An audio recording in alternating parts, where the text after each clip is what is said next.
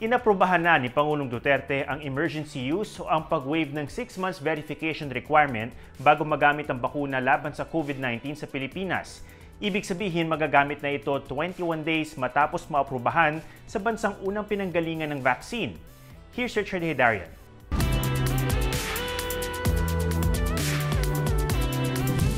AstraZeneca, Pfizer, Moderna, Oxford University. Ito yung mga pangalan behind the latest vaccines for COVID-19, and based on clinical trials, mukhang more than 90% yung effectiveness nila. In the United States, mukhang by middle of December, magro-roll out na yung mga kanilang vaccines, and in neighboring Indonesia, a developing and poor country, before the end of the year. Pero kamusta naman sa Pilipinas? Kamusta ang preparation or production of vaccines? Ayon sa former AFP General and current vaccine czar, Carlito Galvez, more than 35 million Filipinos will be prioritized to receive vaccines against COVID-19. Aside from residents of areas severely affected by the COVID-19 pandemic, tsaka yung mga centers of economic activities, ayon kay Secretary Galvez, healthcare workers and frontliners, including yung mga nasa gobyerno, will be prioritized in getting the first batch of vaccines. Ang hope ng government is to vaccinate up to 60 to 70% of Filipinos within 3 to 5 years to achieve some element of herd immunity.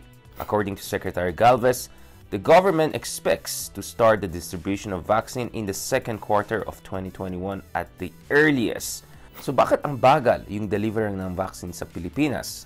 Yung distribution of COVID vaccines is affected by multiple factors. Yung short time frame for inoculating a huge number of people, yung the fact that vaccines will require 2 doses, hindi 1, perhaps 2 to 3 weeks apart, and the very low temperature at which some of the vaccines must be stored.